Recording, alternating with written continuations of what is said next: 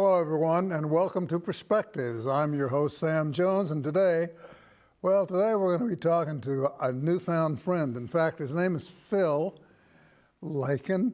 Thank you. He's chairman of the Tulsa City Council. I thought you'd change your name there for a minute. Welcome, Phil.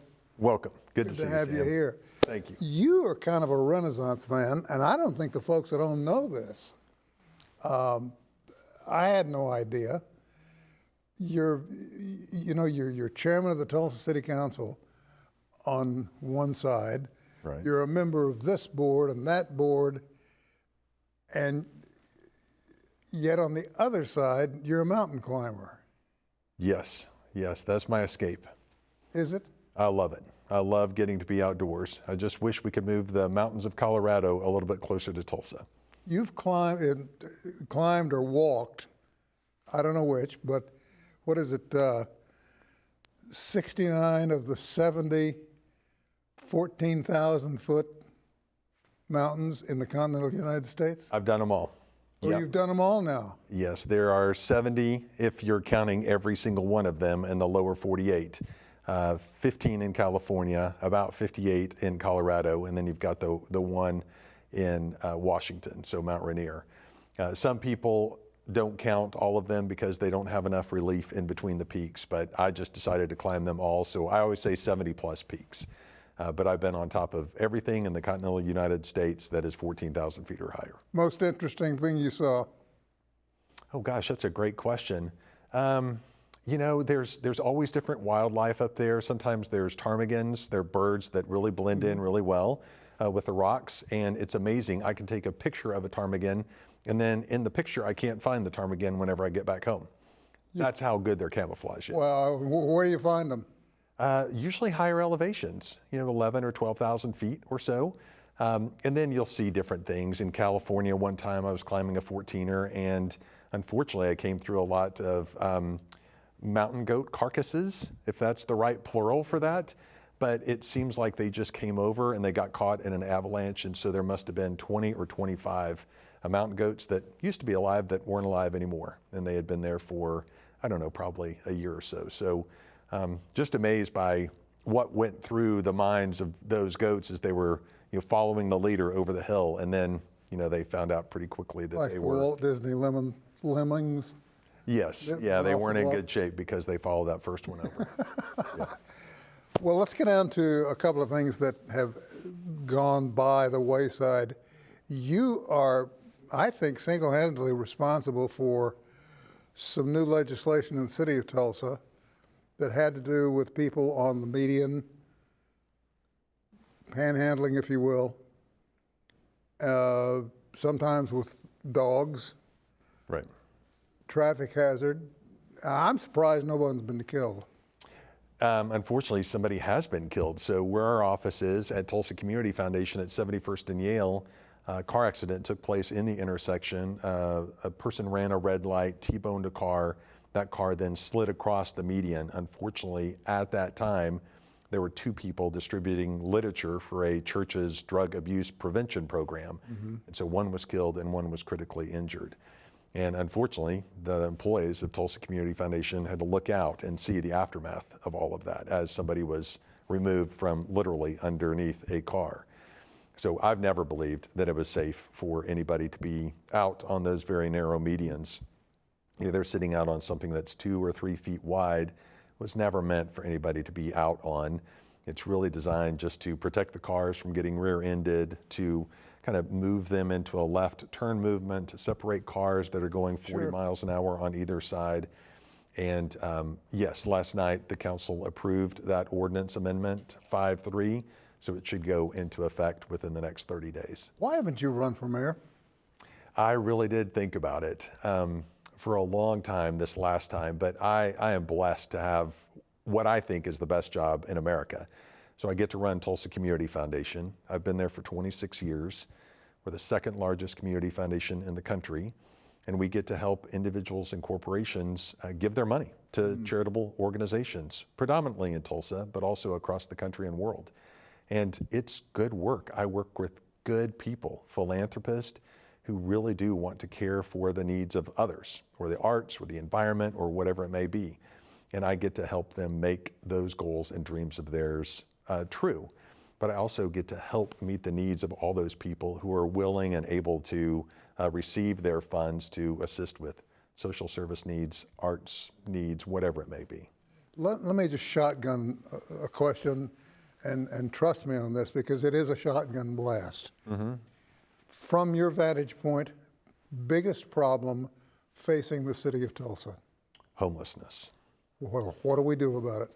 Yeah, we really do have a multi-pronged approach right now. So trying to get people off the streets is goal number one, trying to give them a home. I would say 2/3 of the people want to be off the streets. 1/3 just want to be on their own. They want to camp down by the river or somewhere else. For those who do want to be off, we really are and have had a hard time finding places for them to live. So in our most recent tax package that we approved in the city of Tulsa, we approved $75 million for affordable housing. So leveraging our city dollars with dollars that are out there from other entities, for-profit, not-for-profit, banks, it really doesn't matter. So we'll have a much higher supply and a much higher supply of affordable homes so that we have places for people to go, whether you're making minimum wage or making under minimum wage or are homeless. So it's just a path. Get them into shelters, get them into emergency temporary housing, then quickly rehouse them and provide services so that they can be supported, and then move them into a place where they could have a permanent home, just like you and I do. You know, Phil, it's not a problem that's unique to Tulsa. It's all over the country. It's all over the country. And there are people in other cities that are trying this and trying that. There doesn't seem to be a solution. There doesn't seem to be a way, if you're really hardcore homeless, there doesn't seem to be a way to pull you out of that or make you want to, to take a hand to get out. Right. I think all this, as you said, all the cities across America are struggling with this. Some have had some success here or there. Most of the larger cities are deploying a wide variety of systems to help resolve the issue. So there are those who want to stay out, and they have to abide by the laws that we abide by. And so there's the stick approach that says, look, you can't trespass, you can't live on somebody's property without their permission. You can't do these things because none of us can do those things, and you're not any different. And then there's the carrot options, which are much more substantial and much more important. Let us help you with these things that you need help with. You may have a drug addiction, you may have a mental health condition. I know our mental health services organization of Oklahoma has had a lot of success putting those individuals who need wraparound services into apartment buildings. So they may buy an entire apartment complex. They may rent out 80% of those at market rate, but 20% of those are to clients of theirs. And they're interspersed, and they're going in there and making sure they're taking their medications and receiving the kinds of services that they should. Well, I saw a program that's just gone into effect, I want to say in Phoenix. I could be wrong. It's either Phoenix or Houston, where they bought shipping containers, refurbished them, made, if you can imagine a shipping container attractive, they made these things attractive. Right. Set up a shipping container park for homeless. Then, after they'd hooked me into going, isn't that nice? We could do that. Then they hit me with a price tag. And I'm thinking, whoa, hold on. So anything that looks good, you better look around on the backside of it, because like the price on this made it prohibitive, even for Tulsa. Right. Yeah, we just passed at the city council level with the mayor's support and action on the front end, in fact, a $6 million budget amendment to basically house 300 families for 1 year, for up to 1 year. There'll be some that go a little bit beyond and some that go a little bit less. But our hope is to get 300 families out of our shelters, which are already overcrowded, put them into these homes, give them the services they need so that then they can continue living in those places on their own. That 300 places that we free up in the shelters will then be available to take people from off of the streets. But if you do the math, 6 million divided by 300 is $20,000 per family. That's a lot of money. And if it doesn't work in the first year, then we have to go back and get some more money. And then there's a whole new group of people that are probably going to need services as well. You guys need a really big drawing board. We do, yes. And I don't think it's something that the taxpayers are willing to continue to fund. 10 years ago, 5 years ago, we didn't have the same kinds of problems, not only in Tulsa, but all across the country. So I think all of us continue to really probe to find out why we are having these problems and what's the root cause. There are more people in the United States. There are changes in the way that people live. So older people are living longer, and they may continue to live in homes as single individuals. So that housing stock is not on the market. There's drug addictions. There's probably mental health issues. I don't know if the mental health issues are any different now than they were 10 years ago, but drug issues are definitely different. You know, last year, I took my camera, and my wife and I would take a drive about 5:30 in the evening, just down where you would normally find homeless people. And we got to know familiar faces, you know. We've seen that guy before, we've seen that woman before. Then we started seeing families. Then we started seeing children without family, without a parent. I'm kind of at a loss as to how someone could choose to be homeless, to live on the street. What do you do when it gets cold? What do you do when it gets hot? When it rains? Tornado warnings?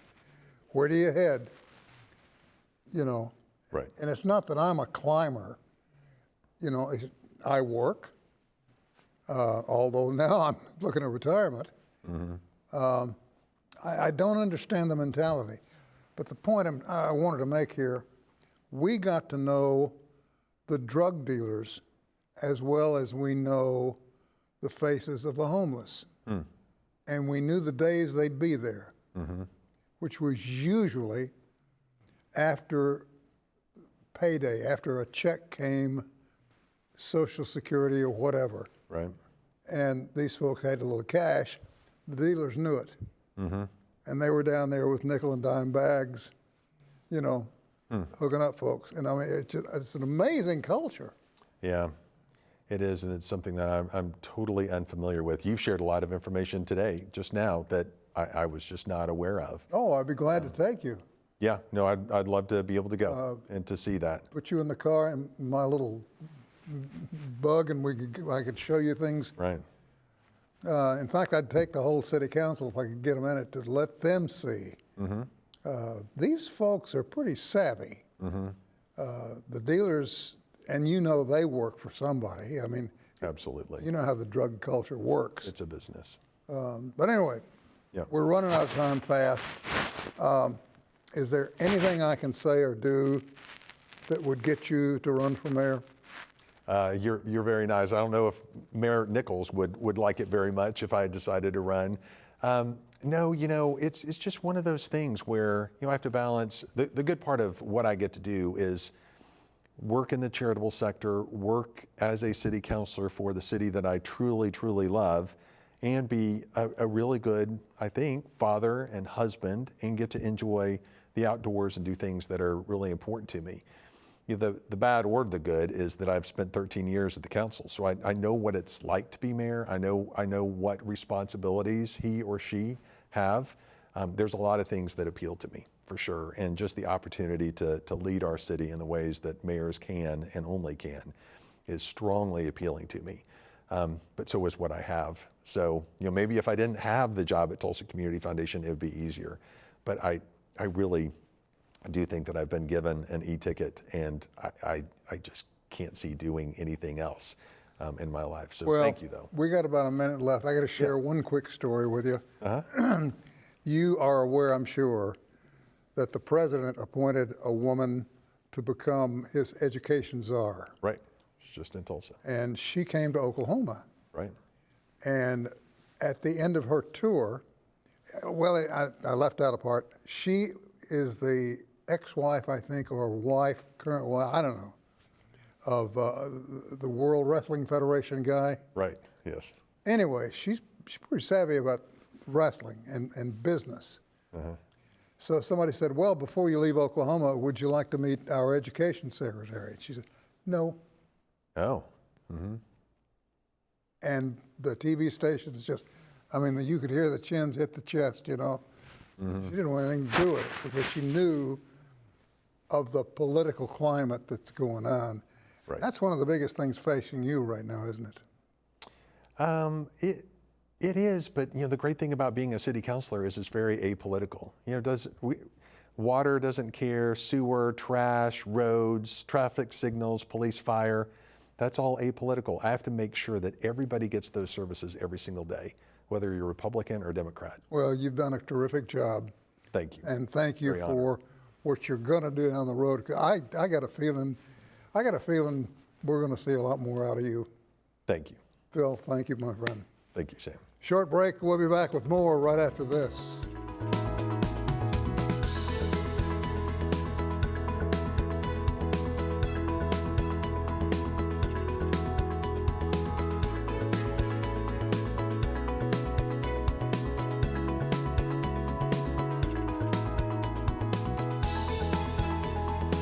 I don't think we've heard the last from Phil, and so it's going to be down the road, maybe a couple of years, but he's a climber. He's going to do a lot of good for the city and the state.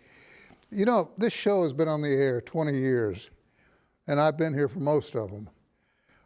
We thought it might be a little interesting to go back in time just a bit and see what some of the earlier programs looked like. And so with that in mind, here's how it used to be on Perspectives. Jana J. on my far right is here to visit with us. Jana, it's good to see you again. Wonderful to see you, Sam. Even though we live close to one another, Right. I never get to see you. You Of always. course, we did the show at my house That's that right. you did with me, so this is my first time to be in this beautiful studio. Isn't this awful? They're lucky. Wouldn't you- They're would- lucky to have you, Would you I'll like to tell have you. it? Well, bless you. Wouldn't you like to have one of these chairs? Oh, man. I'll say But that- not too good to play fiddle. I'll make it happen. We also have an unusual guest by the name of Violet Hensley. Violet, welcome. Thank you. It's very, very nice and very special to have you I'm here. glad to be here. And so that I don't appear to be cruel and tasteless, would you tell the folks at home her age? This beautiful lady who can play the fiddle, dance, make fiddles, whittle all sorts of, here's a little fiddle she whittled. She can say the alphabet backwards. She knows verses to all the old time songs. And I could go on ad infinitum at 101 years of age.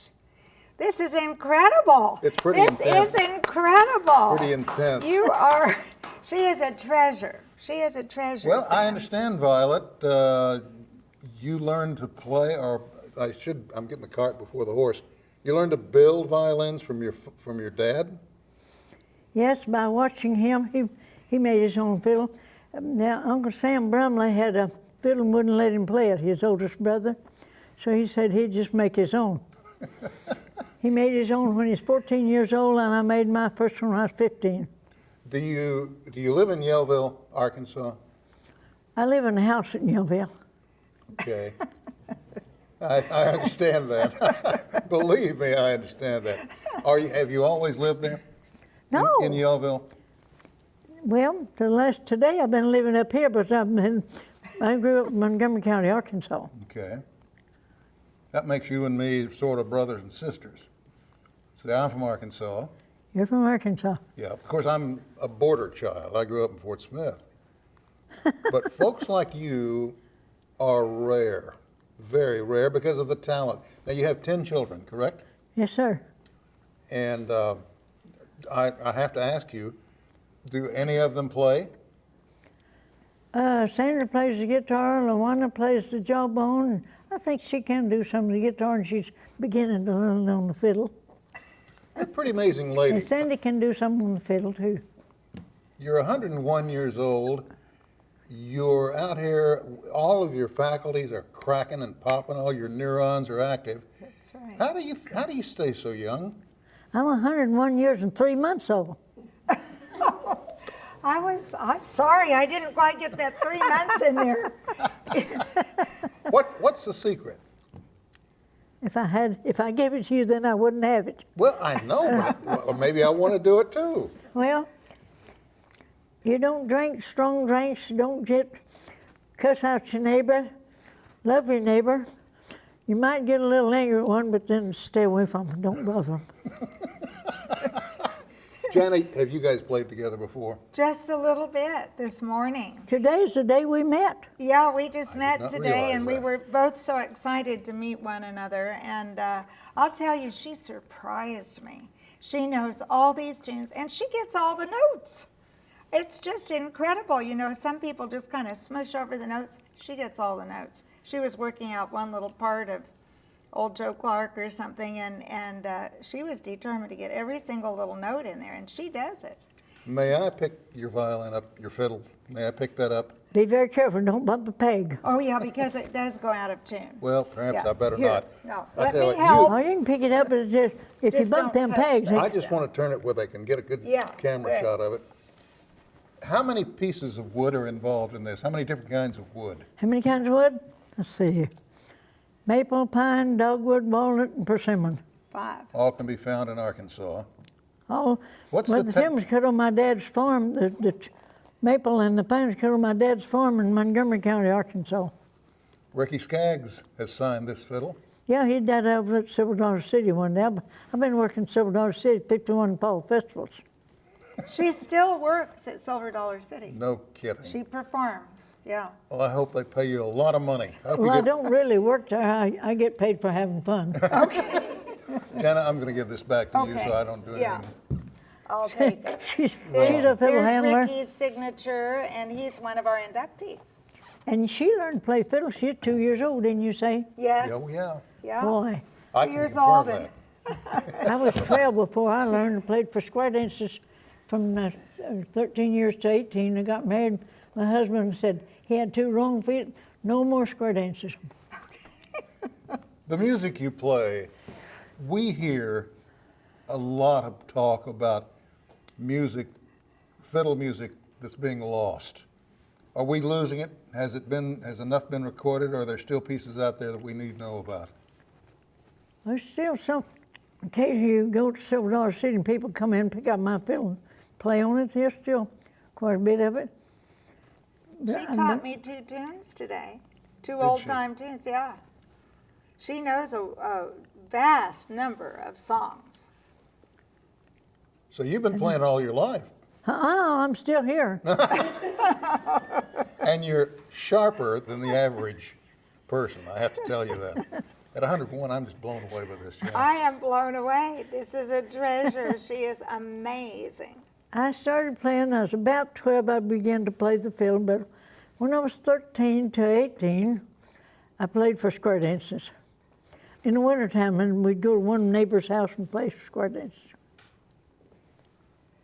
And we carried the fiddle in the flour sack. During the war years, that virtually for a lot of folk, that was it in terms of entertainment. You know, you get together at another person's home or in a church somewhere and play, and because by golly, not everybody had a radio even. Right. You know, We didn't have a radio. And then the rhythm, you know, the fiddlesticks that I do, that's because that comes from... Oh, I didn't bring the You fiddlesticks. didn't I bring had your fiddlesticks? You had a pair? fiddlesticks Well, you've got is in the my jaw- double case at home. Oh, you've got the jawbone. I was saying this morning, we need a little rhythm, and somebody said, well, Wani has I her should have brought the jawbone. fiddlesticks for Sandy to play. And that's Perspectives for today. Thank you for being a part of it. We'll see you back here next week.